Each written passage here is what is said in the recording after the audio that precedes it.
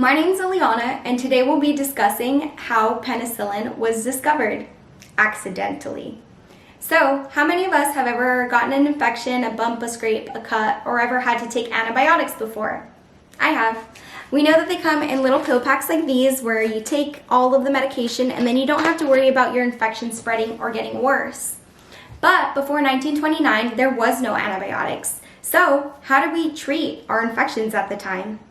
We had a very medieval approach for treating bacterial infections at the time, I personally think. And this is because we used natural herbs and things of the sort that we could find around us. We would make a salve or a poultice or a tea to ingest and then hope for the best. That, or they would really use a common practice called bloodletting, where they would cut people or they would put leeches all over them. And the idea was that the bad blood would be leaving their body, giving them a chance to get better.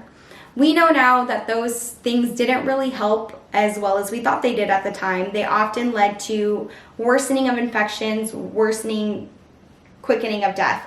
So, who discovered penicillin back then in 1929? It was discovered accidentally by professor and bacteriologist and pathologist Alexander Fleming. He was a pathologist at St. Mary's Hospital in London, England, and he had gone off to vacation and come back, and in the petri dish he had forgotten about when he went on vacation, he found that not only was the bacteria growing as expected in the petri dish, but also mold had begun growing in the bacterial dish as well. And why was this important? This was important because he was paying attention to the line in between. He noticed that as the mold continued to grow over, the bacteria was unable to keep reproducing. This was astounding at the time because we had no way to stop the growth of bacteria, or no known way to slow or stop the growth of bacteria at the time. And he published his findings in a journal and then released it to the medical community, the scientific community, and then it kind of sat on the shelf for 10 years. So 10 years later, after 1929, it's around the 1940s, the beginning of World War II at this point. And according to the Yale's Journal of Biology and Medicine, and it's titled Penicillin's Discovery and Antibiotic Resistance, Lessons for the Future by authors Levanowska and Pila, they talk about how the discovery actually happened. So 10 years after Fleming's accidental stumble upon this mold, penicillium is its name. Penicillium is where we get the name penicillin.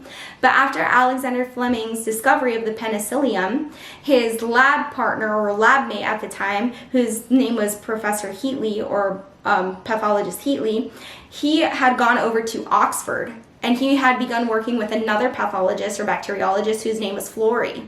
They discovered and continued working on this discovery that was Fleming's and continued to try to synthesize to be able to treat actual people with this new antibiotic strain of penicillin that they were able to develop from the mold penicillium. But along their journey in Oxford in the early 1940s, they discovered that they weren't able to produce it fast enough. It takes time to be able to lay the mold, to be able to wait for it to grow, to develop it, to harvest it, to be able to treat patients. They didn't have that much time because, as I said, it was the beginning of World War II. As the United Kingdom or England were our allies at the time, those pathologists, Henley and Florey, took their discovery to the United States because this was before we had entered the actual war. And then together they were working to be able to mass produce penicillin. Were they able to do it? They were actually able to do it. It did take a few years.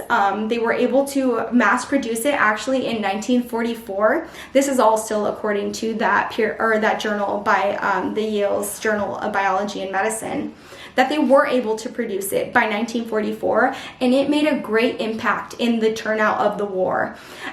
During 1944 is when D-Day happened, and they marched on the waters, and many people were hurt or injured, many soldiers. But the breaking point was that they now had a way to treat infection before it took over their body system and before they passed away. This led to a major uptake in survivors from that war, World War II, which was not that long ago, which is awesome to think about. So after the discovery and understanding of how to treat these bacterial infections, at the time, we now know that medical developments have continued to save millions of lives since then. And this was not that long ago, guys. This is less than 100 years ago that we discovered this, and since then, millions of lives have been saved. This has changed not only our lifespan, our how long we're thought to be able to stay alive, it's benefited our life. We have a better outcome and way of life. And it's thanks to the continuation of these antibiotic developments. So what other antibiotics came from the discovery of penicillin?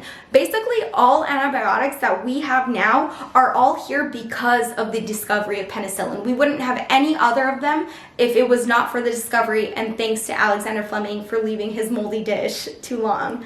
So how many other antibiotics are there? There are so many antibiotics. There is multiple different families of antibiotics, multiple different strains of antibiotics, and also the discovery of many different types of bacteria as well. This knowledge that we have nowadays has benefited everybody in the world. We're now able to change how we treat and how we view medicine and how we continue to develop medicine. We know now that, as I said before, that if we get an infection or are worried about an illness or a cut or a scrape, we could go into a doctor's office, get tested. The doctor would actually swab the specific site of infection. They would send it to the lab, and just how Alexander Fleming did in his petri dish, they would swab it in the petri dish, let it grow for a few days, then they would have exactly what kind of bacteria is growing in you. And then we have also the knowledge now of what specific antibiotic will kill that specific bacteria. All of this knowledge is thanks, like I said, to Alexander Fleming, the work of bacteriologists and pathologists of not only Oxford, the United Kingdom, Europe, but also the United States, because we were also part of that. And thankfully, we didn't gatekeep it from the entire world. We were able to mass produce to everybody. And now whenever we do get an infection or are worried about illness, we could just go to the doctors, get our antibiotic, and then go on our merry way, and we don't have to dig an early grave anymore. So thank you guys so much. This was just a little bit about antibiotics and how we know them now and how they began. Thank you so much and have a great day.